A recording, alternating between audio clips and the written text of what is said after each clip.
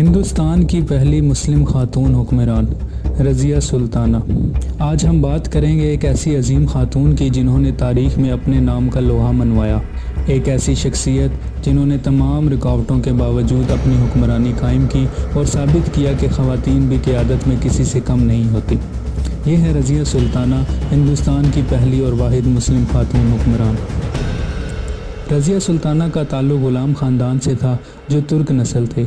ان کے والد شمس الدین التمش دلی سلطنت کے مشہور حکمران تھے۔ التمش نے اپنی قابلیت اور بہادری سے دلی سلطنت کو وسیع کیا اور مضبوط بنایا۔ التمش کو رضیہ پر بے حد اعتماد تھا۔ وہ سمجھتے تھے کہ ان کی بیٹی میں وہ تمام خوبیاں ہیں جو ایک بادشاہ میں ہونی چاہیے۔ التمش کے دور میں ہی رضیہ نے حکومتی امور میں دلچسپی لینا شروع کی اور اپنے والد کے ساتھ کئی اہم مواقع پر شریک ہوئیں۔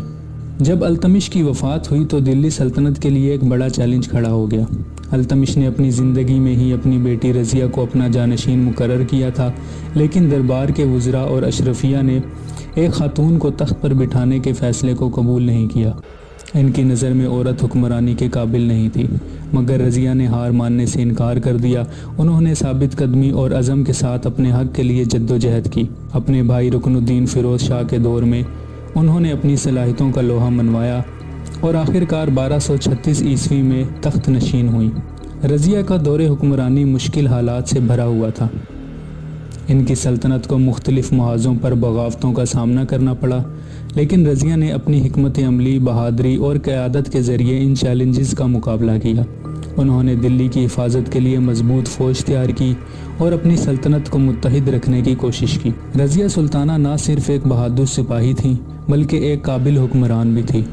انہوں نے عوام کی فلاح و بہبود کے لیے کئی اہم اقدامات کیے۔ ان کے دور میں عدلیہ کے نظام کو بہتر بنایا گیا اور عوام کے مسائل کے حل کے لیے فوری انصاف کی فراہمی پر زور دیا گیا۔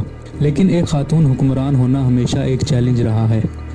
رضیہ کو اپنے ہی درباروں اور اشرفیہ کی مخالفت کا سامنا تھا، جو ایک خاتون کی حکمرانی کو برداشت نہیں کر سکتے تھے۔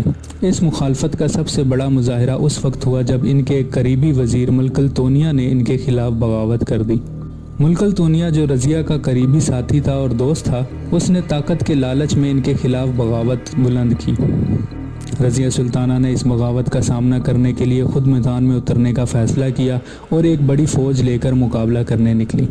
بدقسمتی سی اس جنگ میں رضیہ سلطانہ کو شکست کا سامنا کرنا پڑا اور انہیں قید کر لیا گیا، لیکن رضیہ کے بہادری اور طاقت نے ملک التونیا کو بھی متاثر کیا اور کہا جاتا ہے کہ انہوں نے بعد میں رضیہ سلطانہ سے شادی کر لی، مگر یہ شادی بھی رضیہ سلطانہ کی مشکلات کا حل نہ بن سکی۔ دلی کے دربار میں ان کے مخالفین کی تعداد بڑھ چکی تھی اور وہ دوبارہ تخت پر قابض ہونے میں ناکام رہیں۔ آخرکار 1240 عیسوی میں رضیہ سلطانہ کو ایک معرکے میں شکست ہوئی اور وہ شہید ہو گئیں۔ ان کی موت کے بعد دلی سلطنت ایک بار پھر مرد حکمرانوں کے زیر تسلط آ گئی۔ اگرچہ رضیہ سلطانہ کا دور حکمرانی مختصر تھا، لیکن ان کی زندگی اور کارنامے آج بھی ہمیں یہ سکھاتے ہیں کہ کوئی بھی رکاوٹ اتنی بڑی نہیں ہوتی کہ ایک مضبوط ارادہ اسے عبور نہ کر سکے۔ رضیہ سلطانہ نے نہ صرف اپنی قابلیت اور بہادری سے اپنے مخالفین کو شکست دی، بلکہ انہوں نے اس زمانے میں خواتین کی اہمیت اور قابلیت کو بھی اجاگر کیا۔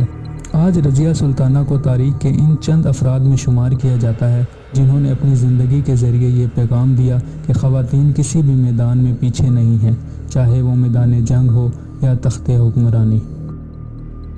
مزید ویڈیوز کے لیے چینل کو سبسکرائب کریں۔